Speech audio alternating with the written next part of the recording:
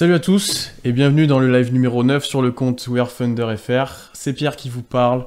Je suis très heureux de vous retrouver pour ce premier épisode post-reprise de la NBA et premier épisode de 2021, bien entendu. Je suis comme toujours avec Constant. Constant, déjà, bonne année. On se souhaite le first pick et ensuite comment ça va, bien sûr. Salut à tous, bonne année à vous. Bon first pick, effectivement, ce sera notre vœu de Noël et notre résolution du premier rang. Mais oui, bonjour à tous, très content de vous retrouver pour ce premier podcast 2021, ce premier live 2021. Comme vous vous en doutez, et comme vous voyez dans le titre là, de l'épisode, on va revenir bien entendu sur le début de saison du Thunder et sur les 5 premiers matchs disputés. 2 victoires, 3 défaites, on a vu pas mal de choses, pas mal de nouveaux joueurs, le nouveau coaching de Dane Holt. Bref, tout le Thunder New Look en fait, parce qu'il a énormément changé, on l'a vu cette intersaison, on en a beaucoup parlé. Constant, d'abord pour commencer, est-ce que tu as quelques conclusions sur ce que tu as vu, peut-être notamment collectivement, ou plutôt qu'est-ce qui t'a marqué en fait sur ces 5 premiers matchs? Des conclusions, je pense pas que tu puisses en tirer au bout de 5 matchs, je pense que tu peux voir qu'il y a des tendances qui se démarquent, mais des conclusions, j'irai pas jusque-là. Le premier point, d'un point de vue purement tactique, c'est que le Thunder avec l'arrivée de Mark Daigneault, se transforme petit à petit. Avec l'effectif qui n'a pas d'individualité extrêmement forte, est obligé de faire tourner la balle. Et on voit une équipe d'OKC qui, même si en passe décisive, c'est toujours pas la folie, fait beaucoup plus tourner le ballon dans la lignée de ce qui s'était produit l'année dernière. Et on voit aussi une certaine révolution dans le jeu d'OKC, j'ai envie de dire, parce qu'on arrive dans une situation où on joue comme la plupart des équipes NBA actuellement, c'est-à-dire avec une vision très analytique. On prend beaucoup de tirs près du panier, on tente beaucoup de 3 points, très peu de jeux à mi-distance. J'ai la stat si tu veux pour illustrer un peu ton propos. On prend 45% des tirs dans la raquette, on a été 18ème de la ligue, ça date d'avant le match d'hier. On prend ensuite 45% de nos tirs à 3 points, 2ème de la ligue. Et ensuite sur des 2 points non dans la raquette, on est à 8,8%, ce qui nous met 26ème dans la ligue. Donc oui, comme tu le dis, c'est très très analytique. Par contre, si tu regardes le pourcentage à 3 points, en termes de 3 points pris, on est 4ème, en termes de stats brut, et en termes de pourcentage, on est seulement 24ème. Ce qui montre qu'on prend beaucoup de 3 points, par contre pour les mettre, c'est pas ça. Et une autre stat que moi je trouve intéressante et qui montre on en reparlera peut-être après, mais en attaque, c'est pas complètement ça. On est 27ème à égalité avec les Wolves en termes de lancers francs tentés par match, et on est avant-dernier en termes de pourcentage lancé.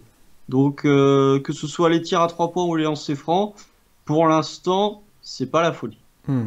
Mais en tout cas, on assiste à une transition qui se fait petit à petit, où on voit bien que le Thunder prend énormément de 3 points. Ouais, alors pour revenir déjà sur ce côté 3 points analytique, c'est quelque chose bien sûr que tout le monde a pu remarquer. Ça vient de plusieurs choses, je pense déjà la philosophie de jeu de Mark Daigneault, qui l'avait dit dès le début, space and pace, ça va avec presque 5 joueurs au large maintenant, avec nos pivots qui jouent au large tout le temps. C'est la première fois au KC qu'on a que des pivots qui peuvent tirer à 3 points, et c'est même eux les plus adroits à 3 points, j'ai même envie de dire. Le fer à cheval. Ouais, le fer à cheval. Ensuite, quand tu fais le bilan de l'effectif, il y a peu de joueurs qui sont dominants à mi-distance et qui sont capables de vraiment sanctionner à mi-distance. Parce que Hill, c'est très analytique, prend énormément de 3 points. Orford aussi, beaucoup de 3 points maintenant sur son début de saison. Il pourrait sanctionner à mi-distance, mais il le fait pas. Il a fait un peu Il a fait un petit peu plus hier, effectivement. Dort, pour l'instant, il a 0 à mi-distance, on va beaucoup revenir sur lui, mais c'est du 3 points ou du drive pour aller finir au cercle. Sur le banc, Poku, c'est que du 3 points, Muscala, que du 3 points. Kenrich Williams sert pas à grand chose en attaque, on le voit très peu et c'est plutôt près du cercle. Malédon a peut-être cette propension à sanctionner à mi-distance, avec Shea du coup et Bazley qui me reste un peu, que j'ai pas cité. Et Diallo en tente. Effectivement. Et Bazley, on l'a vu, en tente de moins en moins. Shea, on va y revenir aussi pas mal, semble changer un petit peu son jeu en bien ou en mal. Et Malédon, peut-être celui qui va peut-être plus en prendre, notamment hier où il a eu pas mal de ballons. Donc au final, ça va aussi avec les compétences de l'équipe, j'ai envie de dire, où la plupart des joueurs sont tournés vers cette dimension analytique, à part les cas que j'ai cités, bien entendu, alors que c'est plusieurs joueurs très importants. Donc ça me choque pas complètement. Après, il va falloir trouver ce juste milieu.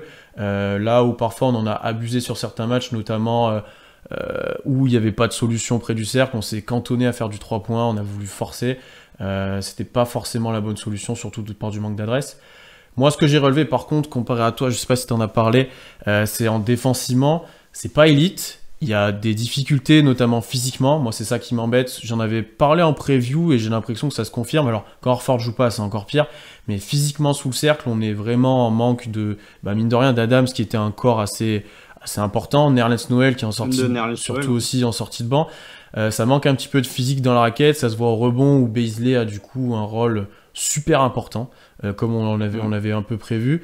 Mais par contre, on a beaucoup d'énergie défensivement et c'est très collectif et ça me plaît, bien que ce soit encore laborieux parfois, que dans les rotations c'est dur, etc.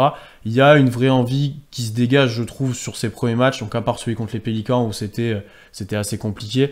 Il y a une envie, je trouve, de la plupart des joueurs. On a Shea au début de saison se donner défensivement, Beasley aussi a un impact important, Dort, bien sûr, bien entendu, on n'en parle pas, mais tout le monde semble un peu au diapason comme ça, défensivement, donc c'est peut-être moi, ça, ce qui m'a marqué un petit peu au-delà du spacing en attaque et des tirs. Défensivement, tu es un peu dans une situation comparable à celle de l'année dernière, puisqu'au niveau des ratings, tu es à peu près dans ce que tu étais l'année dernière, c'est-à-dire tu es dans le milieu, tu pas dans le top 10 des pires défenses, mais tu pas dans le top 10 des meilleures défenses. Dans une situation où l'année dernière, j'ai envie de dire, tu avais peut-être encore plus de meilleurs défenseurs que ce que tu as cette année, mais tu compenses effectivement par par un collectif et par une intensité, par faire les efforts tout simplement, le collectif.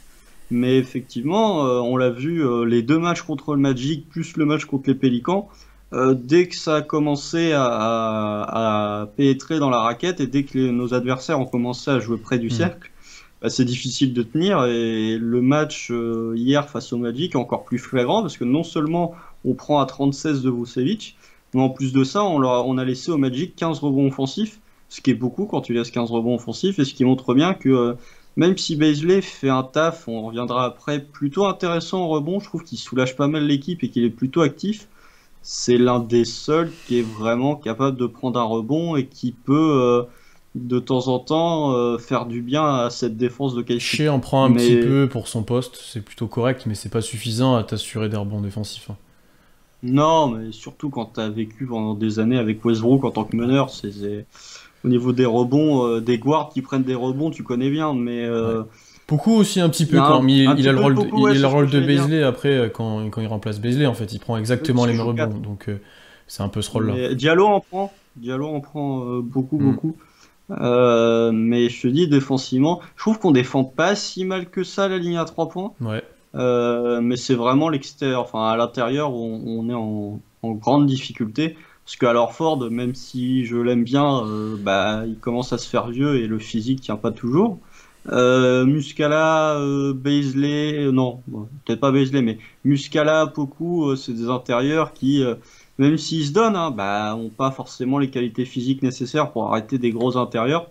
Donc c'est difficile pour ce qui est de nos pivots, mais je trouve qu'à l'extérieur, notamment via Dort, c'est plutôt intéressant. Complètement, je te rejoins là-dessus. Collectivement aussi, on a eu pas mal d'interactions, je pense que tout le monde est un peu d'accord avec nous. Je pense qu'il y a un vrai impact d'Einol sur ce début de saison. J'ai l'impression que le message passe pour l'instant en tout cas, notamment collectivement, notamment en termes de motivation. J'aime bien l'attitude que les joueurs ont sur le terrain. C'est aussi ça qu'on aurait pu peut-être regarder dès le début de saison, parce que tu as des joueurs comme Shea, on savait pas s'ils étaient très contents d'être dans une équipe qui allait peut-être tanker. Tu as des joueurs comme Miller Horford, bien que ce soit des super pros, tu peux te dire qu'ils sont pas forcément là pour reconstruire et qu'ils sont là pour retrouver un nouveau point de chute rapidement.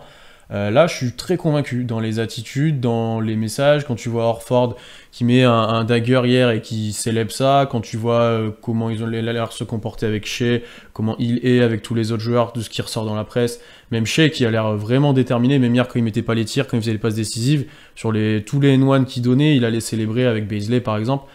Je trouve que ça c'est très positif et j'ai l'impression que collectivement, et je l'ai vu dans les commentaires, c'est assez sain et je suis très d'accord avec ça.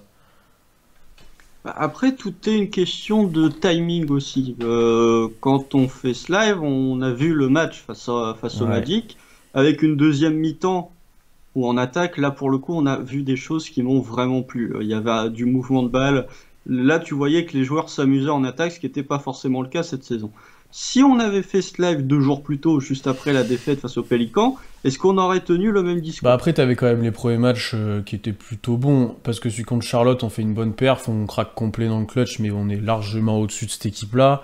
Le contre Utah, c'est très encourageant, vraiment. Bon, après, ils nous ont bien aidés avec leur maladresse, mais c'était plutôt encourageant. Tu vois, même le premier d'Orlando, avec 2 titulaires qui te manquent, c'était plutôt bien aussi, hein. On a vu des joueurs Oui, oui, c'était prendre bien. des responsabilités, c'était pas mal. Oui, mais je trouve que pour juger individuellement, en fait, la patte d'Egnault, je l'ai pas vu Bon, autant que ce que j'ai vu avec la deuxième mi-temps hier. ouais. Parce que là, pour le coup, le rythme, enfin oui, le pace and space, là pour le coup, je l'ai vu. Mm. Ce que j'ai pas forcément vu sur les 4 premiers matchs, même si je critique pas hein, l'équipe, hormis le match contre les Pélicans où certains traînaient des pieds, c'est peut-être parce que voilà, c'était le 31 décembre. Mais sinon, oui, tous les matchs, OKC a été relativement dedans. Mm. On s'est toujours battu, on s'est toujours investi. Après, bon bah on fait avec ce qu'on peut, mais au moins pour l'instant il n'y a pas de dissension qui se crée. George Hill et Ford sont parfaits en tant que vétérans, ils se plaignent pas, ils forment les jeunes. Même Muscala, voilà. Mais c'est plutôt intéressant. En tout cas, comme tu dis, le message pour l'instant sans passer, le groupe a l'air de plutôt bien vivre. Je vais prendre une question peut-être pour conclure cette partie collective de Kamel l'Ancien. Est-ce que on est trop bon pour tanker? Il met notamment Golden State est pire que nous. Je pense pas que Golden State sera pire que nous très longtemps. Je pense que c'était les premiers matchs où ça demandait du rodage. En fait, on n'est pas trop bon pour tanker. On a un trop bon 5, mais par contre notre banc est assez bon pour est assez nul pour tanker, j'ai envie de dire, malgré ce qu'on a vu hier et on va pas mal en reparler. Je pense pas qu'on soit trop nul, mais on sera peut-être pas choix numéro 1. C'est ce que je pense depuis le début de saison même. Je vois des équipes plus nulles que nous, notamment à l'Est. Je pense qu'il faut pas juger sur Oui, après 5 c'est sûr. matchs, encore Oui, une fois. complètement. C'est un début de Mm, mm, saison. mm. On a vu que, et je pense que ce sera le cas toute la saison, le fait de jouer une saison condensée, d'avoir un calendrier condensé, ce qui multiplie les back-to-back, va augmenter le nombre de surprises, je pense, dans les résultats des matchs, parce que un exemple tout con hier, Atlanta qui a défoncé Brooklyn la veille, bah, ils jouent en back-to-back et ils se font taper par les Mm, Cavs. mm, mm. Je pense qu'il va y avoir beaucoup de surprises au niveau des résultats, c'est déjà le cas cette saison. Sacramento gagne des matchs, Cleveland gagne des matchs, New York gagne des matchs. En fait, j'ai envie de dire, hormis Détroit, toutes les équipes avec qui on était potentiellement en concurrence pour le first pick ou pour avoir l'un des pires bilans, toutes les équipes gagnent. Ouais, il n'y a que Détroit qui a un match, quoi. Détroit a gagné contre Boston et Denver fait Et n'importe on va quoi. pas. Oui, et Mais Washington aussi fait n'importe quoi. Qu'on va pas. oui, mais Washington, je pense pas que ils vont. Enfin, en début de saison, tu disais pas on est dans la Non, course non, avec bien sûr. Washington pour avoir le pire Mm. bilan. C'est le point que je voulais dire, c'est que les équipes qu'on pensait être les pires gagnent autant, voire plus de matchs que nous. Mais le 5, après, faut voir combien de temps va durer ce 5, combien de temps va rester George Hill avant qu'il parte, probablement. Je pense qu'on a un 5 intéressant, mais que le banc, même s'il a été bon hier, et même si sur ce début de saison, il n'est pas si négatif qu'on le pensait, au bout d'un moment, il va finir par nous faire du mal. Et encore plus quand tu vas affronter des équipes de l'Ouest. Parce que là, c'est bien sympathique, on gagne des matchs contre Orlando et contre Charlotte. Mais sur les 2 matchs qu'on a joués contre des équipes de l'Ouest, il y en a un, c'est contre Utah, on le perd, même si c'était satisfaisant. Et le deuxième, face aux Pélicans, on s'est fait défoncer. Donc, On va voir quand on jouera des bonnes équipes parce qu'effectivement, on en a pas beaucoup joué. Je pense que c'est temps de parler du banc peut-être et des rotations. Je vois que ça en parle pas mal aussi sur le chat. Ah, Ça va être un gros débat qu'on a avec Constant. D'abord, revenir sur la rotation de Mark Deinault. Alors, bien entendu, ça avait. Allez, on n'était pas si loin que ça dans nos rotations de preview. Il y a peut-être un ou deux trucs qu'on n'avait pas imaginé. Peut-être Kenrich Williams qu'on n'avait pas mis, qu'on avait Justin Jackson. Peut-être d'autres choses comme ça. Qu'est-ce que tu as pensé de ces rotations, de ces choix peut-être de joueurs? On peut parler peut-être ouais, voilà, de Kenrich Williams, de Muscala. On peut aussi parler de Roby qui a eu un peu plus de temps de jeu les derniers matchs après sa bonne performance. Comment tu vois les choses pour la suite? bah, au niveau des joueurs utilisés sur le banc, ça me surprend pas. T'as Diallo qui est 6e homme, Malédon qui est 7, Muscala 8 et 9-10. Ensuite, c'est Poku et Kenrich Williams. Roby a pas joué hier, donc la hype Roby s'est déjà éteinte, je pense. Mm. Après, je pense qu'il jouera quand Horford Je pense que ça dépend du sera profil absent. en face aussi. Si ça joue avec un 4 petit, un 4 gros, plutôt gros, j'ai envie de dire, tu vois. Oui, bah il fera en alternance avec Kenrich Williams, mais il va pas non plus. Je pense pas que il s'inscrira durablement dans la Ouais, je suis rotation, d'accord. à moins qu'il continue de faire des cartons comme il a fait lors du premier match contre Orlando. Mais non, au niveau des joueurs sélectionnés, ça me dérange pas. Après, j'ai un vrai problème avec les rotations, c'est que c'est des rotations type Billy Donovan, c'est des rotations binaires. C'est-à-dire, je fais jouer mon 5 majeur et ensuite je fais 4 changements d'un coup. J'en fais un cinquième pour faire un 5 majeur full bench que je garde en plus pendant longtemps, genre 6 ou 7 minutes hein, consécutives sans faire un changement, ce qui est rarissime en NBA, ce qui arrive Mm. quasiment jamais. Et je trouve que ce 5 majeur et ces rotations binaires et que ce 5 full bench, c'est pas une bonne chose. Tout simplement parce que je pars même pas dans une optique de gagner des matchs. Je pense juste que quand tu es dans l'optique de développer des jeunes, c'est quand même bien d'avoir des titulaires avec toi pour leur décharger un petit peu de responsabilité. Et l'exemple que je vais citer, et pour moi c'est l'exemple le plus frappant, c'est que Malédon, on en reparlera un peu plus tard, quand c'est lui le meneur, quand il est quasiment le seul meneur, quand c'est un 5 full bench, il galère, il fait parfois des mauvais choix, il tente des passes un peu forcées. À chaque fois qu'il est associé avec Shea, il est très très bon. Ah, je vais me faire l'avocat du diable. Je savais qu'on allait avoir ce débat-là, en fait, on l'a en interne depuis pas mal de temps. Depuis le premier Oui, match. depuis le premier match. Alors, déjà, je te rejoins quand même sur un point, c'est que les 8 minutes d'affilée avec que le banc, je suis d'accord avec toi, surtout quand c'était pas bon. C'était beaucoup trop, il fallait arrêter ça. Là, je te rejoins complètement. Ensuite, sur le fait de la progression des joueurs, donc certains seraient peut-être meilleurs avec les titulaires, on peut donner peut-être Malédon, peut-être beaucoup, ça aiderait de jouer avec les titulaires. Je suis plutôt d'accord avec toi. Après, maintenant, il y a d'autres points pour moi qui sont importants. Tu as cité Malédon. Par exemple, hier, le moment où il prend confiance, où il est vraiment bon, c'est quand il a la balle en main. Si tu le fais jouer avec les titulaires tout le temps, en gros, ou s'il y a par exemple tout le temps Shea ou tout le temps Bazley par exemple, il aura beaucoup moins la balle en main et on n'aurait pas eu des flashs comme on a vu hier et la performance qu'il a eu hier. Alors il va pas refaire ça tout le temps, ça c'est sûr et certain, mais je pense que ça peut lui servir d'avoir des moments où il a la balle en main, où il est un peu tout seul créateur, et d'autres moments où, comme tu l'as dit, il est plus off-ball, il a des très bonnes qualités là-dessus, il est à côté de Shea, et ça permet de développer aussi peut-être un futur backcourt ou quelque chose comme ça. Je suis d'accord avec toi. Ensuite, le 5 que du banc, quand on regarde les stats, c'est assez drôle, on en a parlé juste avant de faire le live. Quand on prend les ratings, il a un offensive rating de 83, donc ça c'est catastrophique. Donc sur 100 possessions, on met 83 points. C'est vraiment un des pires trucs NBA. Pour vous placer, le 5 majeur est à 111, donc ça fait une grosse différence. Par contre, son defensive rating, il est de 89. Celui-là est très bon. Ça pour le coup, Et c'est ça, fort. pour le coup, c'est très fort. Ce qui est incroyable, parce que quand on regarde sur le papier, il n'y a pas forcément que des gros défenseurs. T'as Poku qui est rookie, Maledon qui est rookie, Diallo fait pas mal de fautes parfois, même si c'est pas le pire défenseur, Muscala qui peut pas protéger le cercle, et tu t'en sors plutôt bien défensivement, et ça se confirme d'ailleurs sur les matchs qu'on a vu hier. Si vous regardez le match d'hier, quand il y a tout le banc sur le terrain, notamment en première mi-temps, ça tient la route, ça marque pas de points des deux côtés du terrain, et ça tient à peu près la route. Donc là-dessus, pour l'instant, c'est pas si handicapant que ça, à part sur un ou deux matchs de mémoire où là ça avait été problématique, mais sur le match d'hier c'est pas handicapant, donc ça me fait dire que tu peux encore le tenter un petit peu. Ensuite, ce qui va dans ton sens par contre, et ce qui moi m'a plu, c'est que Daynault a déjà commencé de s'adapter, là où par exemple Shea joue beaucoup plus longtemps en deuxième mi-temps sur les derniers matchs que sur les premiers. Troisième quart, Il fait quasiment tout le troisième tout quart, en fait il y a presque maintenant en deuxième mi-temps tout le temps un titulaire sur le terrain. Presque, parce que Horford rentre très tôt dans le quatrième, on va dire, il y a peut-être 4 minutes sans titulaire, un truc comme ça sur Horford. Hier, ouais, dans Ça le doit être ça. quatrième quart, tu dois avoir les 4 premières minutes sans titre.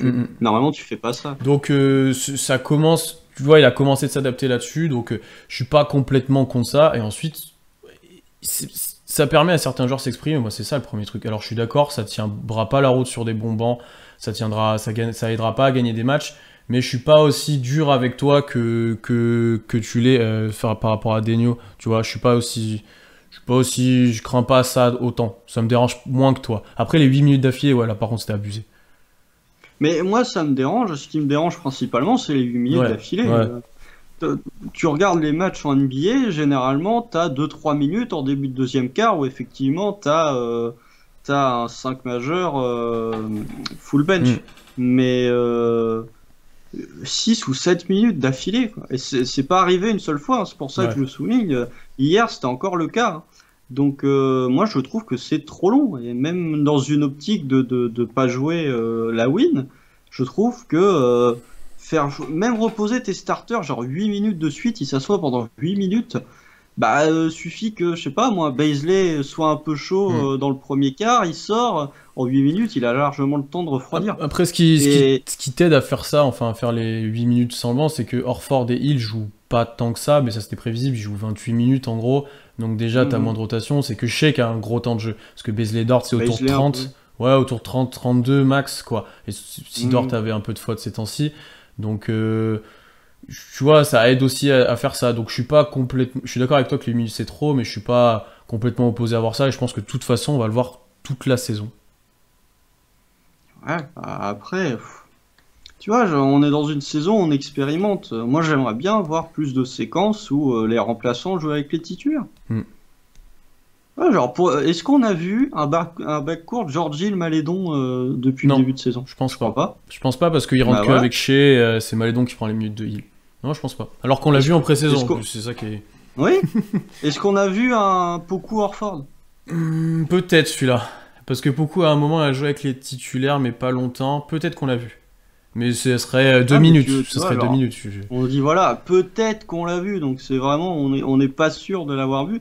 Moi j'aimerais bien voir. Tu vois, Poku, on va revenir sur lui tout à l'heure, mais j'aimerais bien le voir avec les starters parce qu'il est tellement en galère que peut-être de jouer un peu plus off-ball ou en tout cas de jouer avec des joueurs un peu meilleurs à la création que ce qu'il y a sur le banc comparé à Diallo. Bah, ça pourrait peut-être l'aider justement à mieux se démarquer et à avoir des paniers un peu plus faciles. Mais Malédon, moi j'aimerais bien voir ce qu'il donne. Tu fais, je sais pas, moi, tu peux tenter des line-up petits, tu fous Dort en 4 et Bazley en 5. Ça, on l'a pas vu. Alors que c'est quelque chose qu'il avait tenté en pré-saison avec des 3 meneurs. Voilà. Ouais, je suis d'accord avec toi, ça.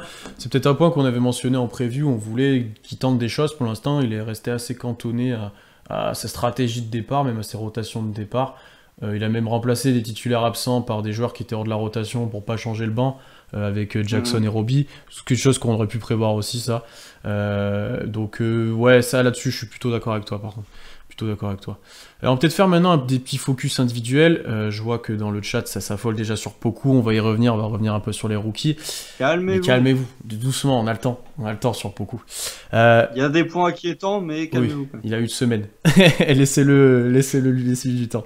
Mais on va commencer par Shea, parce que c'est le joueur principal, et c'est peut-être celui qu'on allait plus regarder, qui avait beaucoup d'attentes autour de lui. Qu'est-ce que tu as pensé de lui en tant que premier ball handler? On va peut-être parler de sa sélection de tir, peut-être parler de sa capacité à gérer l'attaque. Comment tu juges son début de saison? Bah, c'est pas compliqué. Shea, il y a un point positif cette saison, en ce début de saison, c'est son jeu collectif. Il y a un point négatif, c'est son jeu individuel. Donc ça, c'est pas compliqué. Dès qu'il s'agit de jouer avec les autres, il est excellent.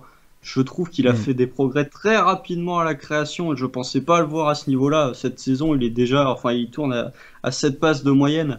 Et pour le coup, c'est pas des passes un peu chanceuses, c'est vraiment lui qui crée le jeu. Hier, c'est encore plus flagrant. Le nombre de fois où il a servi Bazley ou George Hill ou alors Ford, c'était vraiment très intéressant. En défense, même si c'est un peu relâché, il y a des flashs que je trouve bons. Par contre, le vrai gros point noir pour moi, et c'est pour ça que certains sont déçus de ce début de saison de Shea, c'est que sa sélection de tir est pas énorme et pas très bonne. On en a parlé un peu aussi quand j'ai fait le live tweet hier. Il prend beaucoup trop de tirs à 3 points à mon sens. Déjà que Shea, c'est pas un extraordinaire shooter, mais en plus en ce début de saison, il est un peu fâché avec son tir extérieur. Il en prend plus de 6 par match. 6, c'est trop. Vraiment, c'est trop. Faut redescendre entre 4 et 5 maximum. Même 4 et 5 bons tirs, pas des tirs... Non, pas 4 et 5 tirs aussi. Comme hier où t'as juste un écran et puis il tente le tir, quoi. 4 et 5 tirs dont allez, 3 en catch and shoot limite.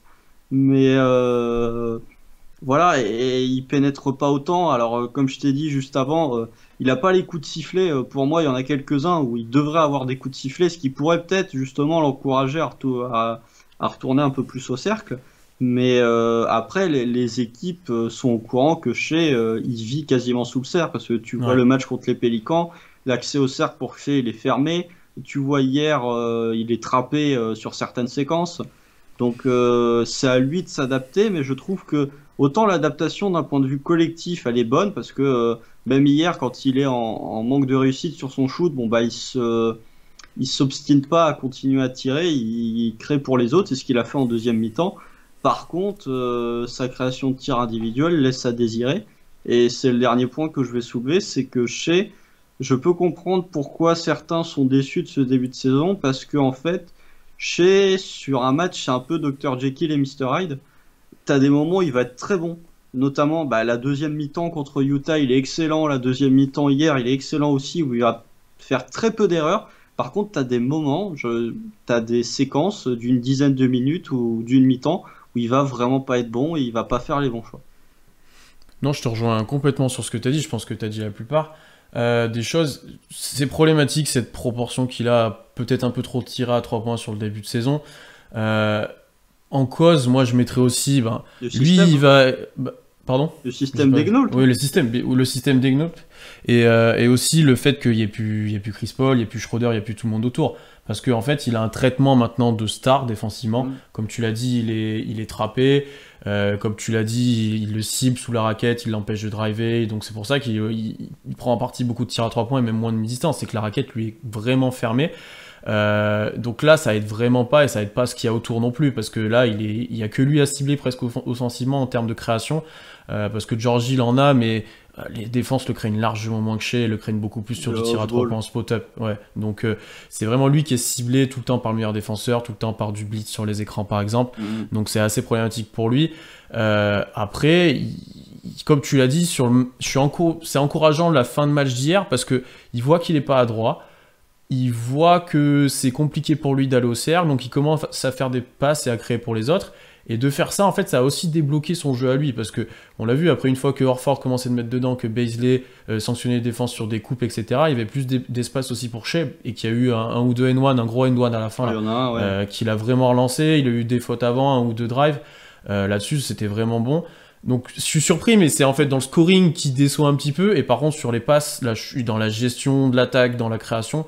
Je suis vraiment agréablement surpris parce que les passes qu'il fait par exemple hier, il en a fait aucune l'année dernière comme ça. Je sais pas s'il les voyait pas ou s'il voulait pas les faire, mais il n'y en avait pas des comme ça. L'action là où il split l'écran là où il passe Mm. entre les deux joueurs d'Orlando avec un pick and roll où il sert Baisley là pour le coup j'ai jamais vu faire ça l'année dernière. Ouais, complètement. Et je le vois aussi dans le chat, j'ai pas trop l'impression qu'il force trop pour l'instant non plus. Tu vois qu'il veut scorer, qu'il veut prendre des tirs, mais on n'est pas dans l'abus total Non, il y a pas de où il faut. joueur, il monopolise pas la balle en attaque. Tu Ouais. vois. Non, il est plus non ça va mais après t'as parlé du fait qu'il prenait pas beaucoup de tirs à distance. Ça pour le coup moi ça me gêne parce que tu vois tu vois que ton shoot, pour l'instant, il est pas exceptionnel en début de saison. Tu vois que tu as un accès au cercle qui est plutôt limité. Bah, essaye de faire un entre-deux et de jouer un peu plus à Mm. mi-distance. Mm, mm, T'es plus près du cercle, donc t'as peut-être plus de chances de le rentrer. En plus, t'es pas mauvais à mi-distance, donc et t'auras toujours plus de chances de provoquer des lancers en prenant un tir à mi-distance qu'en prenant un tir à 3 points. mm. Ouais. Je vois Kamel l'Ancien qui dit depuis le début qu'il a trop de minutes. Il en a moins que l'année dernière, je pense, ou Oui, quasiment le même il en a chiffre. une de moins. Donc honnêtement, il n'y a rien de scandaleux à ce qu'il ait 35 ou 36 minutes. C'est que ça. Et ensuite, bien qu'il soit un peu en dilettante avec son tir et qu'il soit pas très bon au scoring, quand on regarde les ratings, donc là ça m'a assez fait rire les stats, quand il est sur le terrain, offensive rating de 109, defensive rating de 110, donc il est en négatif en net rating, assez surprenant, mais il y a peu de joueurs du Thunder actuellement en positif en termes de net rating. Par Il y en contre, a quand il deux. est hors... Ouais, il y en a deux. Par contre, quand il est hors terrain, on a un net rating de -20. Voilà. Donc Bon. ça vous situe, et c'est quand même sur 73 minutes, donc c'est pas énorme, mais ça commence d'être quelque chose de récurrent, et ça vous place à peu près enfin, l'impact qu'il peut avoir. Donc même quand il est pas bon, il est important en fait dans la création. À 73 minutes, ça fait 15 minutes par match, hein. Ouais. Donc ça, Bah oui, c'est ça, c'est à peu près ça, parce qu'il joue 36 minutes, donc ça te fait, voilà. en gros, c'est à peu près ça, hein. Donc ça fait quasiment un carton et demi à tous les matchs, hein. Ouais, si t'enlèves le moment où il joue plus contre les Pélicans parce que l'écart est fait, c'est à peu près ça en vrai, hein. Donc voilà. Donc c'est assez considérable. Mm. Et en plus, contre les Pélicans, Daigneault a gardé longtemps les starters dans le quatrième. Donc en fait, il n'y a Oui. pas tant de moments où il n'a pas joué. Il les a mis tard alors que on aurait pu revenir après l'exclusion d'Ingram, mais il Alors que les a c'est le laissés moment où on assez a tard. coulé. Ouais, c'était assez. Là pour le coup, sur Daigneault, t'as pas forcément bien géré ce moment-là. Non, après, c'est un match sans, mais Oui, oui. mais oui, mais chez effectivement, quand tu regardes les stats individuelles, c'est pas bon, mais quand tu vois par qui les suppléer, les stats sont encore moins bonnes. Donc tu te dis C'est qu'il pas est pour plutôt tirer important. dans Malédon ou Diallo, hein, c'est le cas en fait statistiquement et c'est normal parce que Shea est un gros joueur NBA, on va dire maintenant sans dire une star, parce qu'il n'a Ouais, pas c'est un encore top pris un port 50. statut, mais ouais, c'est un gros joueur. On va peut-être parler maintenant de Bazley. Je vais peut-être commencer parce que je suis.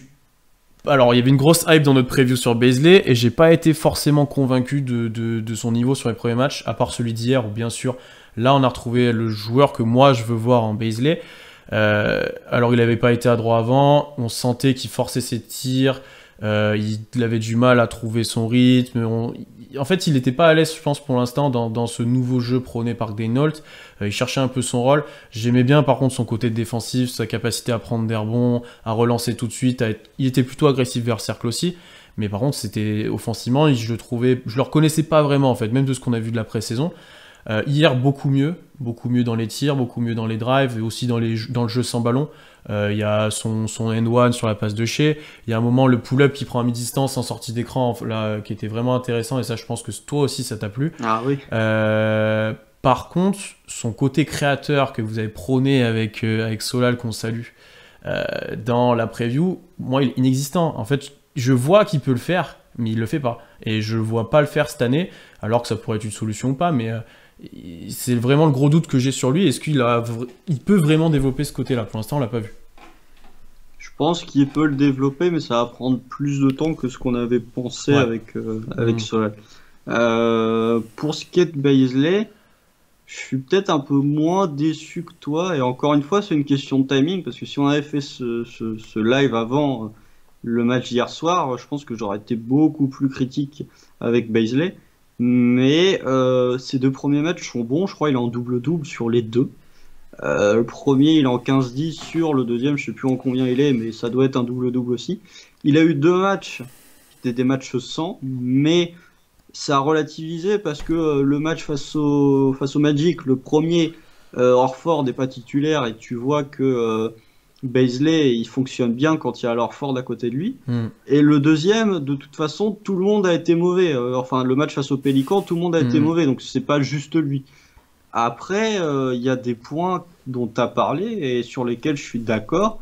Sur les quatre premiers matchs, Bazley, il m'a semblé parfois jouer pas dans le flow du jeu. Il y a des moments où il tentait des tirs à 3 points alors que il était en rythme. Il y a des moments où il tentait des pénétrations qui étaient un peu trop compliquées. Là, pour le coup, effectivement, il a trop voulu prendre le jeu en main sur certaines Mhm. séquences, parce qu'il y a d'autres séquences où moi je suis frustré parce que je le vois pas assez balle en main. Et là, pour le coup, je rejoins le point que Solal a avancé ce matin, je l'ai vu. J'aimerais bien voir un peu plus de balle en main, pas tant dans un rôle de créateur, mais dans un rôle de créer pour lui. Parce qu'il y a des moments où je le trouve un peu trop portrait, et les moments où il essaye de s'approprier la balle, il était souvent dans des mauvaises décisions et il était souvent hors du rythme du jeu. Là où, à la différence de hier soir, on l'a vu beaucoup plus laisser le jeu venir à lui. Mm. Prendre des tirs, déjà il était un peu plus adroit que les autres soirs, c'est peut-être parce que justement ses tirs étaient en rythme. Il n'a pas hésité à driver, il n'a pas hésité à venir se proposer entre guillemets à hacher, ce Ouais. qui a donné des points faciles en cut ou avec des paniers ouverts via une extra basse. Donc D'ailleurs, voilà, je trouve ça intéressant. sur son dunk ligne de fond, là, où il crie après, je pense que c'est une des premières fois que je le vois vraiment crier, et ça sentait un peu la libération et tu vois, ça y est, j'arrive à m'exprimer un peu, tu vois. Je l'ai vraiment senti comme ça, et c'est rare qu'on voit Bazley dans cette attitude-là. Après, on est dur avec lui aussi, parce qu'on en attend beaucoup, mais il y a des flashs pour être un peu plus dans le compliment. Il y a des flash balles en main sur des reverse après un dribble, là où il passe des joueurs sont assez incroyables. Hier, à un moment, il fait un dribble, il prend la balle, il dribble dans le dos avant de faire une passe main gauche là en contre-attaque. Pour un joueur de sa taille et de son poste, c'est assez fort de faire ça, voire très fort. Ouais, il y a des bonnes choses, et ce qui fait les attentes qu'on a aussi, mais il peut faire mieux, et on sent qu'il a largement les moyens de faire mieux, en fait. C'est peut-être ça qui nous frustre un petit peu. Après, quand tu vois les stats bruts, il est déjà en 11-8. Hein. Il est déjà bien, oui, il est déjà très bien. À partir du moment où il va régler son problème au shoot, ce que je pense qu'il va être capable de faire. Parce que c'est ce que je te disais avant le match d'hier, il était à 18% à 3 points. Donc c'était Oui, un des oui. pires de la ligue. Donc, Oui, bah alors attends, en parlant de pire shooter de la ligue, il y a un pivot, ou en tout cas un ailier fort, rookie qui joue chez nous, dont on parlera juste après. voilà, exactement. Mais à partir du moment où il va régler son tir, je pense qu'il y aura plus de soucis à se faire, parce qu'en défense, ça devient solide, je trouve. Hier, il fait un taf qui est plutôt intéressant sur Aaron Gordon. Donc au rebond, il a pris une dimension supplémentaire du fait qu'il n'y ait plus Steven Adams ou Nerlens Noel, mais je trouve qu'au rebond, il va beaucoup plus aller le chercher, tout simplement. Même s'il y a plusieurs joueurs adverses, il n'a pas peur d'aller les chercher, ces rebonds-là. Là où l'année dernière, tu pouvais lui reprocher un petit manque de nasty en défense, au rebond défensif. Voilà, à partir du moment où je pense que peut-être un peu plus développer un pick and roll avec Shea, par exemple, qu'on n'a pas beaucoup vu. J'ai pas l'impression qu'on ait vu énormément de séquences. C'est souvent Horford qui vient poser des écrans. J'aimerais bien voir Bazley poser un peu plus d'écrans et faire un peu plus de séquences de pick and roll, voire de pick and pop avec Shea. Donc voilà, moi je suis un peu critique vite fait, je suis un petit peu déçu, mais globalement j'ai plus d'aspects qui m'ont satisfait chez Bazley que d'aspects qui m'ont déçu sur ces 5 matchs. Non, je te rejoins là-dessus. On va passer peut-être maintenant avec le début de surprise de ce début de saison, Lou Dort, qui, pour le coup, lui, on était moins chaud que Bazley et Shea sur lui, et il a été vraiment bon. Peut-être le meilleur joueur du Thunder sur le début de saison, vu ce qu'il monte, vu les ratings, vu les choses, ça peut se débattre. En rating sûr, c'est lui. Juste une stat pour lui, il a 12 sur 27 à 3 points, ce qui fait 44% à 3 points. Je pense que il n'y a pas grand-chose à dire d'autre, parce qu'à partir du moment où il tire à 44% à 3 points, qu'il peut éteindre Donovan Mitchell, et qu'en plus il monte des choses balle en main, c'est difficile de lui demander plus, quoi. Ah bah là, non mais... Je me rappelle quand on avait fait des podcasts durant la bulle, toi tu disais j'ai peur que ça devienne un André Robertson bis, parce que on avait des doutes sur son shoot. Et il avait ce traitement en playoff par Houston qui le laissait tirer à 3 points, donc on a eu du 30 points au Game 7 et on a eu des matchs on a très eu compliqués. Du 0 sur 9 au Game 5 à 3 points aussi. Donc, mais là sur ce début de saison, Dort, on l'avait mis en déception, là pour le coup il serait en satisfaction. Et en fait, j'ai limite envie de pas parler de sa réussite au tir extérieur parce qu'elle va fatalement baisser. Jusqu'à combien tu penses? C'est peut-être ça elle va baisser, c'est sûr, mais déjà s'il est à... Allez, s'il est à 37 ou 38%, c'est ce que j'allais dire. C'est très très bien. J'allais dire au-dessus de 35, ça sera déjà très encourageant, et s'il est à 37-38, c'est... S'il est à 37-38, moi je signe tous les jours. Hein. S'il continue comme ça à 12 points, 4 rebonds à 37% à 3 points, moi je signe tous les jours. Hein. Surtout pour le montant du salaire. Mais son shoot fatalement va baisser, parce que s'il fait une saison à 45% à 3 points, bon alors là, laissez tomber. Mais en fait, les points qui me sur lesquels je suis le plus satisfait, c'est ses drives. C'est son jeu balle en main en attaque. Là pour le coup, il a un vrai handle. T'as des pénétrations où il fait des doubles pas plutôt acrobatiques et où il parvient à finir. Ça pour le coup je trouve ça vraiment très intéressant, parce que là où l'année dernière il se contentait un petit peu on lui demandait moins forcément en attaque que ce qu'on va lui demander cette année, donc on le voyait moins, peut-être qu'il l'avait déjà en stock hein, mais que du coup on le voyait pas. Mais sur ces 5 premiers matchs on voit un Dort qui a pas peur non plus de prendre des tirs, qui a pas peur de prendre les choses en main en attaque. Pour le coup, lui, contrairement à Bazley, il recule jamais, quoi. Il prend là-bas, s'il y a une action qui est faite pour lui, il va y aller.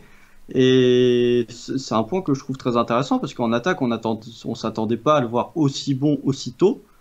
Et du coup, je me dis que potentiellement, Dort peut devenir une option en attaque, peut-être pas une option 2 ou une option 3, mais une option sur laquelle si tes principaux scoreurs sont en difficulté, lui, pour le coup, sur une séquence, il peut t'apporter 2 ou 4 points. Parce qu'il va être capable de se créer son tir lui-même ou de faire un drive grâce à son handle.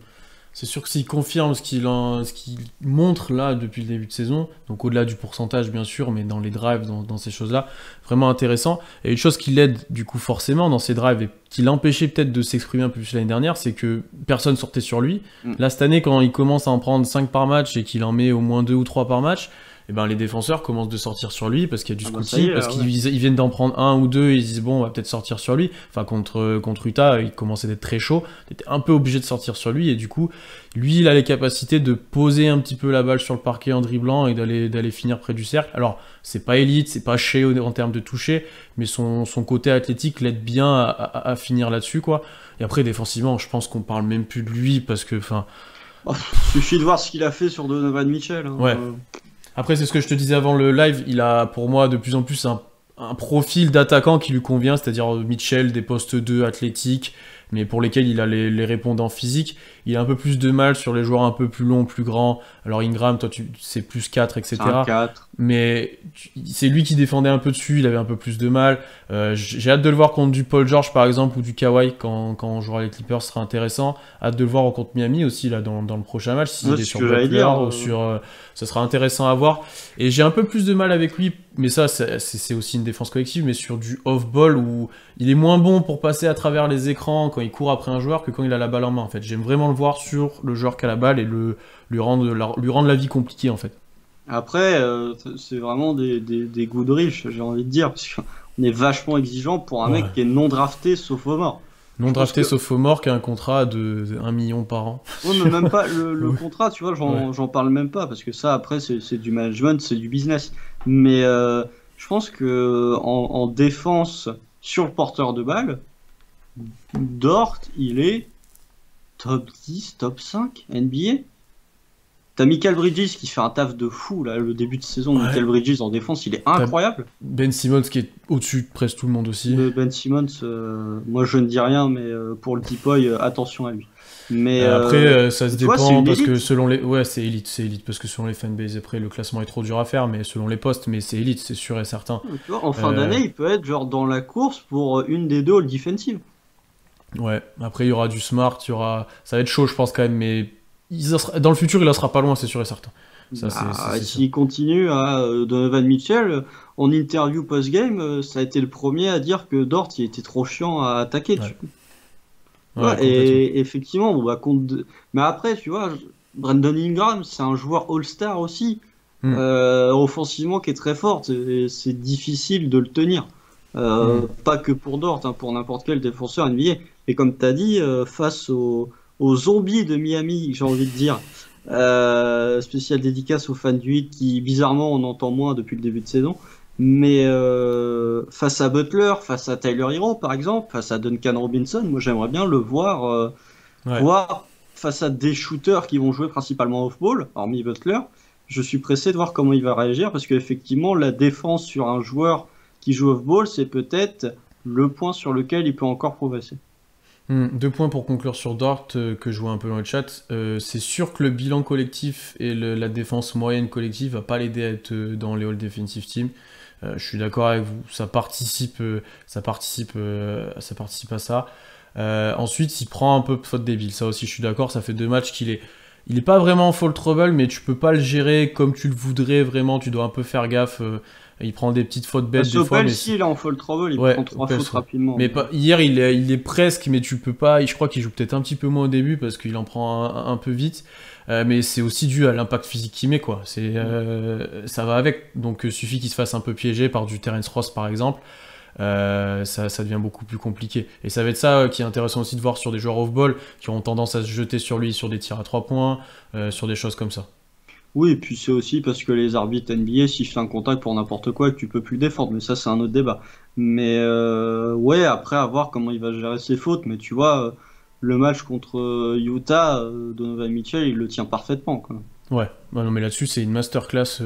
Enfin, lui, ça sera sur son CV, là, et s'il recherche un nouveau contrat, il peut montrer ça, il l'aura largement un jour, ouais. Et puis ce qu'il développe en attaque, franchement, c'est intéressant. Ouais. On va enchaîner, on va passer sur nos rookies parce que je vois que ça affole vraiment beaucoup. On va parler de Malédon, on va parler de Poku. On va peut-être commencer par Poku parce que on aura peut-être un peu moins de choses à dire. Alors déjà, première chose, c'est il a joué 5 matchs NBA. C'est le joueur le plus jeune de la ligue. Il a jamais joué au niveau avant. Soyons patients. On le savait que ça allait être compliqué. Moi je l'avais même pas dans ma rotation. Je savais même pas s'il allait être prêt à jouer. Là, il joue déjà 15 minutes. Bon, 16. Donc déjà, c'est le premier point. Le deuxième, c'est qu'il faut j'ai envie de dire se fier au flash. Oui, mais il y a des choses intéressantes. Faut-il qu'il y ait des flashs? Ouais, alors il y en avait sur les premiers matchs, on en a parlé. Il y avait notamment sur des passes, il a eu des pick and roll balle en main qui étaient intéressantes pour un joueur de sa taille. Voilà. Après, ce qui est problématique, et je l'ai vu passer dans le chat depuis le début, c'est son tir. C'est un atout, on l'avait vu sur la pré-saison, il était capable de prendre feu, c'était dans son scouting, c'est qu'il était à droit normalement, mais pour l'instant il n'est pas à droit. Je pense qu'il y a un très gros problème pour l'instant de confiance et un peu de stress ou d'envie de trop bien faire peut-être sur le terrain. Il y a quelque chose qui doit se débloquer encore pour lui. Il en a mis un, alors c'était pas hier, c'était match contre les Pélicans. J'ai hâte que ça se débloque vraiment, j'ai hâte qu'il puisse enfin s'exprimer un peu plus, qu'il puisse être un peu mieux servi en attaque, parce qu'au final, est-ce qu'il a beaucoup de situations très ouvertes, est-ce qu'il a beaucoup de situations très favorables? Je ne pense pas. Il n'a pas énormément de tirs en spot-up ultra ouvert, quoi. Il en prend pas mal qui sont... Après, c'est à lui de prendre les bons tirs aussi. Hein. Ah oui, je suis d'accord. Alors ça, pour le coup, je suis d'accord avec toi, mais tu vois, il y a des passages où il va forcer un peu des tirs qui sont pas forcément ouverts, il y a des passages où on le voit plus offensivement, parce qu'il n'est pas servi ou parce qu'il a moins la balle en main. Oui, mais au niveau de son tir, bon bah c'est le pire shooter NBA en termes de pourcentage cette saison. Ouais. Il n'y a même pas de débat. À voir comment ça évolue avec les autres, avec Oubre, etc. Mais, il y a un petit concu là entre Luka Doncic, Oubre et Poku. Doncic, ça va remonter, mais... Oubre aussi, je pense. Mais Poku, ça risque de un peu moins remonter que les deux. Poku, quand il va finir la saison à 19% à 3 points, on va rigoler. Mais... moi, il y a un vrai point sur lequel je suis inquiet, c'est que c'est moi ou Poku, il a été drafté, d'accord, parce qu'il avait un bon shoot, parce qu'il avait une bonne vision de jeu. Moi, je trouve qu'il l'a, mais il a pas la balle. C'est quoi ces turnovers à la con? Ah, mais alors, vision de jeu n'est pas forcément synonyme de, par exemple, des pertes de balles d'hier, où non, mais il y a des passes il prend la balle...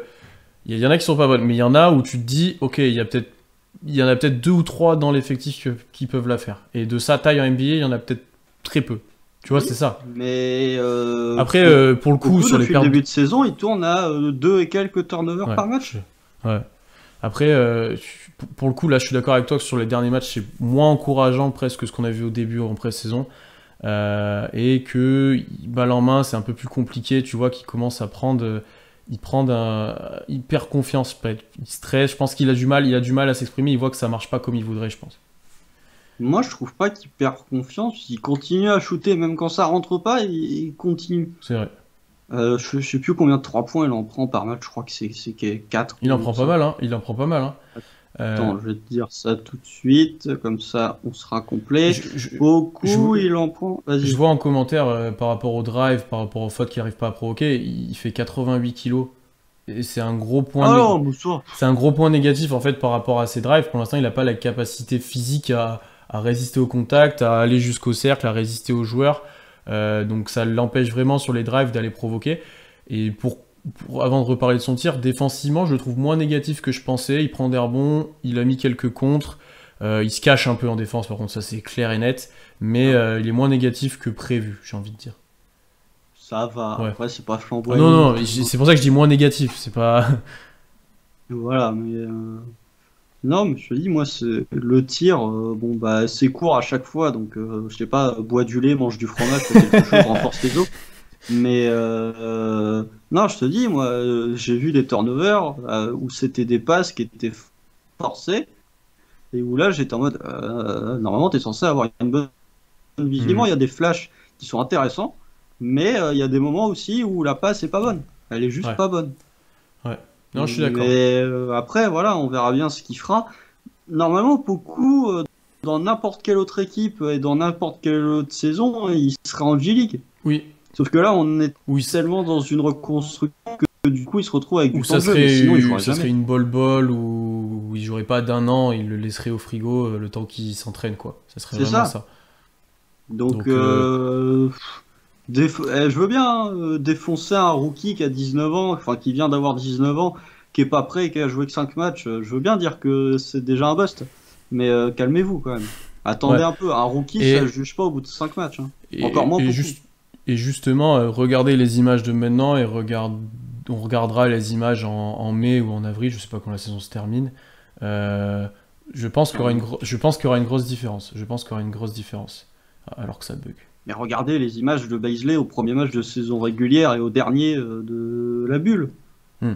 Vous Oui. voyez une progression. Et Bon même, bah et même voilà. maintenant, et même maintenant on la voit. D'ailleurs, c'est un truc qu'on n'a pas souligné sur Beasley qui résiste bien mieux au contact, contrairement à ce qu'on Ah a vu oui. des fois dans les commentaires en live. Bon, Oui, bref. il y a des commentaires où tu te dis bon, Bon. si tu Des fois, regardes on n'est le pas même match d'accord, que... des fois, on répond pas à tout parce qu'on n'a pas le temps quand on fait les lives de répondre à tous les commentaires qu'on a, même des fois au MP. Mais des fois, il y a des trucs qui nous surprennent, qu'on voit. Non, mais après, on Chacun. dit pas que notre avis est parole d'évangile, Ah oui, hein. c'est exactement ce que j'allais dire. J'ai dit chacun a le droit à son analyse. Nous, on vous délivre la nôtre et j'espère qu'elle vous convient à peu près. Si vous êtes là, c'est que ça doit être le cas, je pense. Mais, non, mais pour conclure sur Poku, attendons, vraiment. Même cette année, franchement, faut tirer aucune Ouais. conclusion. On verra à partir de l'année prochaine. Ouais, je suis d'accord. Si l'année prochaine il joue encore comme ça, bon là, je vais commencer j'annulerai ma commande du maillot Pokémon et on Tu fera vas autre chose. regretter le Ouais, je vais timing. regretter. Je vais regretter. On va passer sur Malédon, le moment tant attendu. Donc déjà, n'hésitez pas à interagir dans le chat si vous avez des questions. Là, on va peut-être en prendre un petit peu en fin de podcast. Donc n'hésitez pas à commencer d'en poser sur ce que vous voulez à peu près. Sur le Thunder quand même, ce serait mieux. On va parler de Malédon, très très bon hier, qui était, je pense, un petit peu plus en difficulté sur quelques matchs avant, comparé à la pré-saison, mais où il avait été très bon. Là, c'est encourageant hier parce que il a été adroit, il a peut-être un petit peu moins forcé quand il fallait pas qu'il force, plus efficace. Je sais pas ce que tu en as pensé. Est-ce qu'on est satisfait déjà? Est-ce que c'est déjà une bonne surprise? Peut-être pas, mais c'est encourageant largement. Bah, c'est le point que je voulais souligner, c'est que lui, pour le coup, voulait trop bien faire collectivement. Il y a beaucoup de moments où il a voulu servir un coéquipier et du coup il perdait la balle parce que la passe n'était pas dans le bon timing ou tout bêtement parce qu'il aurait dû jouer tout seul et que il a voulu servir un coéquipier parce qu'il voulait bien faire. Ouais. Je trouve que hier c'est une bonne satisfaction parce que bah, il a rien forcé. Et tout bêtement, quand tu laisses le jeu venir à toi, c'est pareil pour Baisley, comme j'ai dit, quand tu laisses le jeu venir à toi et quand tu essayes de ne pas forcer les choses, tout de suite ça va mieux.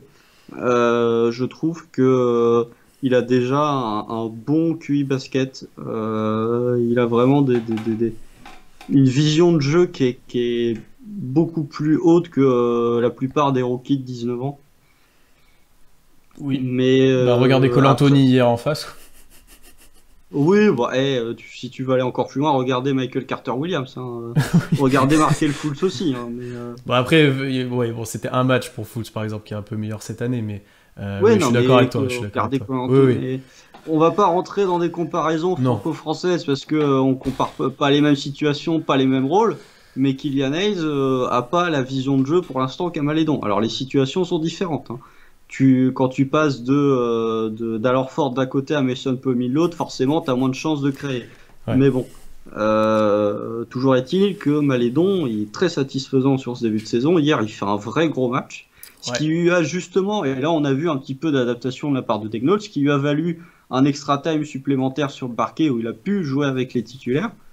Donc intéressant, en défense c'est pas tout mal, au tir c'est un peu irrégulier, mais ça on s'y attendait, c'est pas non plus un énorme sniper, mais ouais, plutôt satisfait, plutôt très satisfait même par ce début de saison de Malédon, qui Non, lui semble être frais. je suis d'accord avec toi. Quelques points pour compléter ce que tu as dit. C'était dans son scouting et j'en suis encore plus convaincu maintenant. Il est vraiment bon off-ball, ce qui est déjà largement encourageant pour un meneur comme lui, backup, qui a un vrai devenir à la Georgie, j'ai presque envie de dire en fait. C'est sa compa avant la draft. Il sera peut-être un peu plus créateur, un peu moins shooter, mais c'est vraiment pas mal ce qu'il montre en termes d'off-ball. Et c'est pour ça que t'aimes bien le voir à côté de Chase, que tu as mentionné au début. Vraiment intéressant parce qu'il a un bon tir en spot-up. Et pour un meneur de cet âge, c'est assez rare, sans avoir la balle en main, de pouvoir tirer comme ça. Ensuite, il faut aussi mettre en contexte que, notamment si on compare à Hayes, ce que tu as un peu mentionné, il joue contre des bancs NBA, pas les meilleurs pour l'instant bancs NBA. Non. Alors il n'est pas lui non plus très bien entouré, mais il n'a pas la confrontation directe la plus incroyable en face non plus. Les Hornets, il était sur Lamelo et Lamelo a fait un bon match, mais voilà, il y a du travail sur Lamelo aussi. Hier c'était Cole Anthony. Sur les Pélicans, là c'est un peu plus dense sur les guards. Clarkson, ouais, mais c'est pas contre Utah, Clarkson. J'étais sur ouais. Donc tu vois, c'est pas non plus le truc où il joue pas avec les titulaires pour l'instant, donc enfin balle en main avec les titulaires. Donc là, ça l'aide aussi à se développer tranquillement cet aspect-là. Après, à voir jusqu'où il ira, quel sera son plafond. Parce que comparé à Poku, lui, c'est un joueur qui a une grosse expérience déjà du niveau professionnel, très grosse expérience. Il est beaucoup plus prêt, mais il a peut-être un potentiel un peu moindre. Je sais qu'on est français, mais il faut quand même l'avouer, c'est peut-être pas, c'est ce qui l'a fait baisser dans le draft, c'est son plafond qui est moins haut, par exemple Sud Eyes pour le coup. Donc c'est ça on va juger, mais déjà là, il a un futur niveau de backup NBA, c'est certain. Jusqu'où il pourra aller ensuite, c'est la question. Oui, bon, ça on verra au fur et à mesure des années, c'est encore trop tôt pour le savoir, mais... Et je vois que dans le chat, ça s'affole sur s'il est capable de créer son propre tir, etc. Je pense que pour l'instant, il est surtout capable de sanctionner les erreurs défensives plutôt que se créer lui-même un tir. Ce qui viendra peut-être dans le futur quand il sera un peu plus dense physiquement, un peu plus NBA ready, dans le sens où il y aura peut-être un step back et ces choses-là. Ouais, je suis d'accord. Après, voilà, c'est satisfaisant, mais jusqu'où ça va aller, je ne sais pas. Mais en tout cas, il est tombé dans une organisation qui lui laisse le temps et qui va le développer. En plus, il a George Hill en mentor, donc Parfait. tu peux, ouais, voilà, tu peux largement avoir pire en termes de mentor et de vétéran à ton poste. Voilà, il est tombé au bon endroit. Et si il continue sur cette lancée, il va rapidement devenir un élément important dans cette équipe. Complètement. Il est déjà presque, hein, parce qu'ici il est 7ème homme, Oui, il est 7e ou 8ème selon Muscala et Diallo. Non, c'est intéressant. Est-ce que le futur, du coup peut-être une question pour conclure sur lui, est-ce que le futur, c'est pas quand il est tradé, prendre le poste de titulaire, peut-être finir les matchs à la place de s'il est moins bon, si Dort est moins bon, quelque chose comme ça? Ah si, son futur, ouais, c'est titu. À la seconde où George Hill est tradé, j'espère que son futur, c'est d'être titulaire. Oui, je suis d'accord avec toi. Je réagis Mais parce que, après, oui, il est drafté 34 parce qu'il a aussi moins joué et qu'il était blessé la saison dernière, on en a beaucoup parlé, mais de tous les scouts, de ce qui ressortait de son scouting, c'est que le plafond est moins haut aussi. Parce qu'il il est moins athlétique que la plupart des guards qui étaient pris avant, etc., moins shooter, ce qui est très recherché en NBA maintenant, beaucoup plus gestionnaire, il a plus un profil de backup au début en fait. ouais, je suis d'accord. Est-ce que vous avez des questions, messieurs, dames, sur le chat? On va en prendre quelques-unes, il nous reste un petit peu de temps, on a fait pas mal le tour. Est-ce que Constant, t'avais d'autres points, toi, que tu penses qu'on a oubliés? Non, pas spécialement. Non. Non, j'aurais bien aimé qu'on joue un peu plus rapidement, mais... Oui, c'est ce que t'as dit, le space and pace, toi tu voyais surtout le space et pas je forcément... vois le space, hein. Bon, on verra, c'est le problème des vétérans, là, pour le coup, Georgie et alors Ford, c'est pas ceux qui courent le plus, donc et tu vois bien quand tu vas chercher la pace individuelle, c'est eux qui sont les derniers en termes de pace, donc Ouais. là où le banc, pour le coup, court beaucoup plus vite. Mais voilà, moi j'aimerais bien que ça joue un poil plus vite, ce qui pourrait peut-être aider justement à te créer des tirs ouverts. Et à moins galérer en attaque sur demi-terrain. D'ailleurs, le banc joue plus vite que les titulaires parce qu'il est Horford et parce qu'ils ont besoin de ça pour essayer de scorer. Il y a du Diallo, il y a pas mal de choses. Alors, il y a quelques questions. Bon, il y en a des plus ou moins sérieuses de ce que je vois. Alors, est-ce qu'on peut parler de Williams? Qu'est-ce qu'il fait là, ce mec? Respecter la coupe mulet, les gars. C'est compliqué. En fait, je pense que ça peut être un joueur utile, mais dans un très bon effectif, où il aura juste à défendre un peu, à mettre un ou deux tirs. Mais là, le rôle, ce qu'on lui demande parfois, enfin, c'est pas adapté à lui. Et c'est pas le joueur plus talentueux de l'effectif, mais c'est un joueur de basket quand même comparé à d'autres, je pense. Ouais, qu'on a vu passer. Il est que 10e homme. Hein. Oui. Et en défense, pour le coup, c'est plutôt solide. Mais en attaque, c'est vrai que c'est frustre. Mais des joueurs frustrants en attaque, OKC, au fil des années, on en a vu passer. Hein. Hmm. Donc, non, mais il peut devenir un petit peu un chouchou, entre guillemets. Alors, t'en as qui vont s'énerver parce qu'en attaque, il va te saouler. Puis t'en as qui vont l'apprécier parce qu'en défense, il se donne. Mais c'est un 10e homme. Hein. Oui. Et, Pas non plus. et je réagis à quelle question qu'on avait eue. Est-ce que Isaiah Roby doit être 10e homme à la place de Kenrich Williams, Constant? On va attendre. On va attendre. Parce que lui Ouais, aussi, parce ça a que été Roby, on était sur 2 matchs, il a été. On a été le premier à se foutre de sa gueule, Ouais. que ce soit en podcast ou en off. Là, pour le coup, avec le match face à Orlando, il nous a bien fermé nos bouches. Mais le match contre les Pélicans, il est vite retombé. Enfin, il a vite remis les pieds sur terre. Donc, Je pense que Roby a quand même des qualités offensives. Puisqu'il fait, parce que sinon il scorerait pas comme il l'a fait, bien qu'il ait été bien servi par les guards, etc. non, mais le crossover sur Ouais, non. Vucevic, je pense pas que Kenrich Williams puisse. Non. Mais par contre, défensivement, il est catastrophique. C'est cataclysmique. Alors, il a défendu sur Vucevic, c'était infâme. Il peut pas défendre le cercle, il a du mal au large. Tu vois qu'il pourrait potentiellement, mais il est très loin de pouvoir le faire. Il est très haut sur ses appuis. Il n'a pas la mobilité latérale pour l'instant pour le faire. Alors qu'offensivement, il est plutôt mobile, il est plutôt intéressant. Honnêtement, si ça devient quelque chose et qu'il reste dans l'effectif un petit peu de temps, ce sera un miracle. Oui. Ensuite, ouais, ça va débattre sur les fins d'effectifs. Peut-être sur Ty Jerome, parce que Il est blessé. il est blessé, mais est-ce qu'il va pas rentrer dans la rotation vu qu'il a été lui prolongé, enfin son option a été levée sur son contrat rookie. Comment tu le verrais s'insérer dans la rotation ou pas d'ailleurs? Est-ce que tu penses qu'on peut jouer par exemple small ball avec Kenrich Williams qui sort de la rotation et Jerome qui prend sa place? Tu fais jouer 3 guards dans ta rotation, Ouais, selon Diallo en 3. Non, moi je trouve que les rotations elles sont bien comme ça. Après, est-ce qu'il sera intégré, je pense quand même. Ouais, c'est ça. En fait, moi, je suis d'accord avec toi que les rotations sont bien comme ça, mais vu l'option qui a été levée, vu ce qui a l'air de ressortir, à mon avis, il va jouer. Ce qui est pas scandaleux parce qu'il est jeune. Ouais, mais faut voir dans ce cas-là, est-ce que tu réduis un peu le temps de jeu de Malédon et de George Hill est-ce que tu réduis un petit peu celui de Diallo je sais pas comment il va faire, mais oui, je pense qu'il va jouer. Ouais. Il y a là quelques questions sur Ariza. Il n'y a pas de nouvelles. Je pense que le couper maintenant ou juste avant le buyout market, ça changera pas grand-chose. Peut-être. Non, s'il veut pas jouer. S'il veut pas jouer, peut-être qu'il reviendra et qu'il jouera, et qu'il augmentera peut-être un peu sa valeur, mais j'y crois pas grand-chose.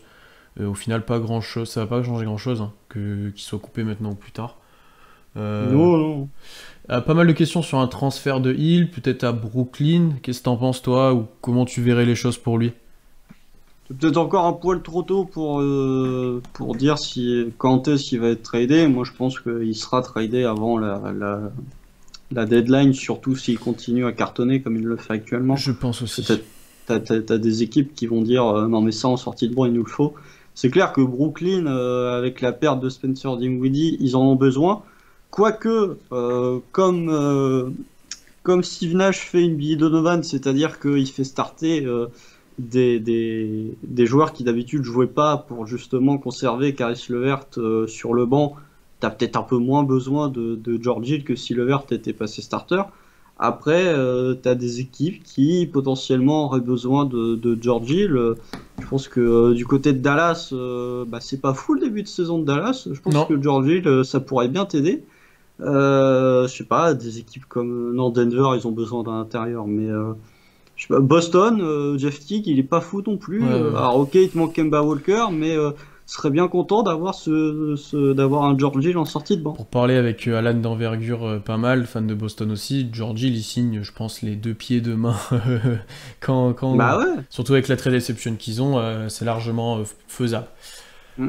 Quel joueur intéressant sur le marché pour OKC? Ceux du marché universitaire, hein, on va être honnête. Hein. Kate Cunningham, mais honnêtement, il faut pas espérer voir le Thunder signer un joueur à la prochaine intersaison, un joueur cher, espérer monter un trade pour un joueur.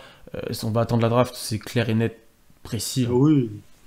Ouais. Qu'est-ce qu'on pense de Denio globalement? Bon, on en a pas mal parlé, mais c'est plutôt encourageant, je pense, si on devait dire un mot. Il y a pas mal de choses encore à corriger, qui viendront aussi que leur effectif plus dense, mais pas mal de choses. C'est pas mal ce qu'on voit, honnêtement, hein, parce qu'on Satisfaisant. ouais, on est ressorti satisfait de la plupart des matchs. Hein. Ouais. Pour voir l'effectif va. qu'il y a, t'as des joueurs qui prennent la place d'autres sans que t'aies trop de différence, par exemple Roby ou Jackson, qui ont été plutôt corrects quand il et Horford n'étaient pas là, donc Ça pourquoi joue pas. un peu trop analytique à mon goût, mais ça va. D'ailleurs, moi, Justin Jackson, j'aimerais bien le voir un petit peu plus sur le terrain, peut-être à la place de Kenrich Williams, honnêtement. Bah ouais, Parce que je l'ai franchement, trouvé meilleur sur sur il a pas l'autre été fois. mauvais. Alors, il met pas dedans de contre loin, le c'est ça qui physique, m'embête. Il met pas Ouais, mais c'est un match, il a joué un match. Oui, oui, mais sur la pré-saison aussi. Après, par contre, il a beaucoup plus de qualité balle en main, il a un petit flotteur, Ouais. il a d'autres choses. Il a d'autres Mhm. choses. Est-ce que vous avez des dernières questions? Sinon, on arrêtera là. Je vois que ça commence de nous dire qu'il faut prendre Suggs. On va prendre Cade. Alors, Suggs, si vous aimez les joueurs qui sont très forts en transition, par contre, qui savent pas rentrer un tir dès que ça joue demi-terrain, vous pouvez drafter Suggs. Moi, je préfère le joueur qui sait jouer en demi-terrain déjà alors qu'il a 19 ans. Au-delà de ça, le fait qu'on préfère Cunningham, c'est que il est tout seul à Oklahoma State. Il fait tout seul. Là où Suggs est dans peut-être une des meilleures équipes universitaires et des plus denses et des plus complètes, et qui le met largement en valeur dans le jeu de transition, avec des écrans, avec plein de choses. Suggs sera sûrement top 5, peut-être top 3, mais on est largement plus fan de Cunningham. On attend de voir ce que ça donne la J-League dans la bulle, peut-être aussi pour notre Oklahoma City Blue, peut-être certains joueurs qui iront là-bas, peut-être Joe Scholl, peut-être Moses Brown, et aussi il y aura Jalen Green et Kuminga qui joueront enfin, donc plutôt intéressant. Mais après, tu commences à arriver dans une situation où Cunningham est quasiment consensus 1. Ouais. Dès maintenant. Avant, il y avait un débat là depuis le début de la saison NCAA. Il y a plus grand monde qui le met hors du top 1. Comment le fait jouer Cunningham, à quel poste? Tu peux le faire jouer presque 1, 2, 3. Tu fais jouer 1, 2, 3. Ouais. Tu peux le mettre. Tous les postes. Tu peux le faire starter en 1 à côté de Shea ou Shea en 1. C'est la même chose, honnêtement, ça n'a pas de grande différence. Tu peux faire un line-up à la fin où tu as Malédon, Shea et Cunningham. Tu peux faire plein de choses. Hein. Donc, Tu peux faire un Shea Cunningham Dort, ça marche très bien aussi. C'est un guard qui fait plus de 2 mètres, qui joue balle en main, qui peut jouer off-ball, qui peut faire des post-up, qui peut poser des écrans, qui peut tout faire. C'est Ben Simmons avec un shoot. Ouais, moins athlétique peut-être quand même, mais voilà. Moins athlétique, moins bon défenseur aussi, mais dans le profil et dans le jeu, créateur, mais lui pour le coup il a un bout de shoot. Si Cade est plus dispo, on prend qui? Après, ça sera plus compliqué, ça dépend du Suggs, Kuminga, Green, PJ Boston, un peu plus loin. Franchement, Evan Mobley, ouais, Mobley, ouais. qui a fait une grosse perf. Si t'es dans le top 6 de la draft, franchement, ça va. Hein. Je pense que la position la plus bête, entre guillemets, ce serait d'être 2, parce que vraiment, t'as rien d'être 1. Si t'es dans le top 6, t'es quasiment sûr de repartir avec un joueur intéressant. Hein. Ce qui n'était pas le cas la draft il y a 3 mois. Ouais. On te demande, Constance, si tu confonds pas Suggs et Green. Je pense pas, parce que Green n'a pas joué encore, il joue en G-League. Ah, peut-être que je confonds, hein, mais Green, Gonzaga, Jalen Suggs. Un espèce de CJ McCollum un peu plus athlétique, de ce que j'ai envie de dire. Et Jalen Green, c'est Hamidou Diallo mélangé avec Bradley Beal. Ouais, donc peut-être que je confonds, effectivement. Hein. Vu la bon, en tout cas, il y en a un dans le top 5 qui, effectivement, a beaucoup de highlights sans contre-attaque, mais par contre, dès que ça joue demi-terrain, c'est pas la folie. Alors peut-être que je me trompe. Mais je pense que Green est comme ça. Après, est-ce que Suggs a prouvé demi-terrain? Je suis pas sûr, je regarde pas assez la NCAA. Donc je peux pas vous dire. Votre MVP début de saison côté OKC, je pense que je mets Dort, moi. Dort. Ouais. Et enfin, on va peut-être arrêter avec cette question. Quelqu'un sait quand le public revient? Parce que l'autre City me manque, honnêtement. Déjà qu'on sait pas nous en France ce que ça donne, là-bas c'est encore plus compliqué. Bah là-bas ils ont des fans, hein. Il y avait du monde à Orlando. Ouais, il y a des 2-3 franchises qui ont le droit à quelques fans. Il y avait d'ailleurs Houston a le droit à 4000 fans, c'est-à-dire leur affluence normale. J'en étais sûr que t'allais la faire. J'allais la faire aussi, j'en étais sûr. Détroit a le droit à 800 fans, je crois. Non, ils ont pas le droit à Détroit. Par contre, eux, les curseurs sonores, ils les ont poussés à fond. Ils ont pas compris que ça servait à rien de mettre les effets sonores à fond. Non, honnêtement, peu À New d'infos. Orleans, il y a 800 fans, je crois aussi. Peu d'infos sur ça, et tu sais, c'est trop dépendant de la situation, etc. Donc on peut pas vraiment dire là-dessus. C'est pas exclu qu'on n'en ait Ah, pas de la peut-être, hein. saison. Bah, moi, j'allais dire, il y en aura peut-être, mais vraiment toute fin de saison Oui, régulière. Je quand... pense que pour les playoffs, typiquement, tu vas pouvoir recommencer à Ouais. mettre du monde. On te dit aussi qu'il y a un TD pour les Giants constant. Ah ouais, fuck. Ah, et si, il y a une dernière question, je la prends, je suis obligé, parce que c'est sur Westbrook. Un mot sur les débuts de Westbrook. Lui, en soi, est pas mauvais. Il est un peu en difficulté avec son tir, mais comme depuis longtemps. Dans le jeu, je le trouve plutôt cohérent. La problématique, c'est qu'il a énormément de mal à aller au cercle. Est-ce que c'est un problème physique? Est-ce que c'est un problème aussi de supporting cast et de spacing? Je pense qu'il y a un peu des deux pour l'instant. Il joue déjà pas les back-to-back en plus, donc voilà. Et Washington, par contre, fonctionne très mal, défend pas. Ce qui fait leur résultat sur ce début de saison, ce qui fait qu'ils partent des matchs contre les Bulls. Ils attaquent mal. Le truc con, c'est que Washington, sur les 6 matchs qu'ils ont joués, il y en a 4 où ça attaque mal et où ça défend plutôt bien, mais où ils perdent. Et le match contre les Bulls au 31, pour le coup, je l'ai maté en intégralité. Ils attaquent fort, mais du coup, ils défendent plus. Et Washington, il y a un moment où il va falloir trouver un équilibre aussi, parce que l'année dernière, pour le coup, c'était pas ouf, mais en attaque, ça jouait super bien. Bon, par contre, ça défendait pas. Et là, en début de saison, ils commencent à défendre. Par contre, l'attaque tournait plus. Donc, il va falloir trouver des solutions. Mais Westbrook, même s'il est bon, je trouve qu'il drive pas assez pour le coup. Ouais, il drive pas assez. Il un peu trop à prendre des mi-distances. Et du coup, c'est en dents de scie énormément sur son tir et sur ses performances. Ça va énormément dépendre. C'est pour ça que je pense que certains vont le trouver moyen ou voire pas bon. Et défensivement, il n'est pas tout le temps concerné non plus. Ce qui me frustre, parce que premier match contre Philadelphie de Washington que j'ai regardé assidûment et que j'attendais vraiment, ils étaient vraiment bons défensivement, il y avait vraiment quelque chose. Et là, il n'y a plus rien. C'est cataclysmique. Voilà, merci à tous d'avoir suivi ce live. On était encore une fois, je pense, presque une vingtaine. Je sais pas, j'ai pas pu suivre les chiffres tout le temps. Merci à tous de nous avoir suivis. Merci à tous pour votre activité dans le chat. Ça fait toujours plaisir d'interagir avec vous. Donc, le live sera en replay très rapidement sur YouTube si vous voulez revoir. On sera en podcast la semaine prochaine. Bien entendu, comme d'habitude, on sera en live pour les matchs, des articles le lendemain. N'hésitez pas à aller voir ce qu'on écrit. On essaie d'analyser un peu, de débriefer chaque match. Ça nous prend un peu de temps, mais j'espère que ça vous plaît.